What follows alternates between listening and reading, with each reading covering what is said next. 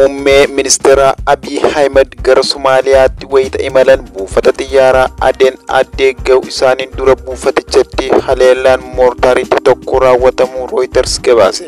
Reuters namootaa fi miidiyaalee wabeeffachuun akka gabaasetti magaalaa Moqaadishoo keessa eegumsi cimaan jiraatullee yoo xiqqaate moortaariitiin tokko buufata xiyyaarichaa haleelu ibse.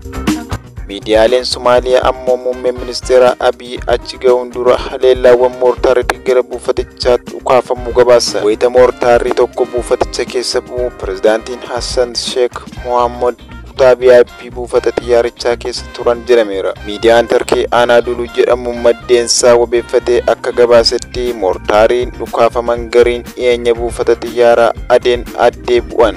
Miidiyaan Tarkii Anadolu jedhamu maddeensaa wabeeffate akka gabaasetti moortaarri ukaafaman gariin dhiyeenya buufata xiyyaaraa Aden Addee bu'an. Miidhaan qaqqabe jiraachuu fi dhiisuun hin gabaafamne. Waliigaltee ulaa galaanaa Somaalilaand waliin mallattaa'e Itoophiyaa fi Somaaliyaa gidduutti muddama jabaa uumee ji'oota muraasa dura jaarsummaa Tarkiin furmaata argachuu booda Abiy yeroo duraaf gara Moqaadishoo imalan. Aangawoonni lameen faayidaa waloof michummaa cimsachuuf waliigalaniiru. Kan odeeffannee BBC Afaan Oromoodhaan waan dhaggeeffattaniif dabalu.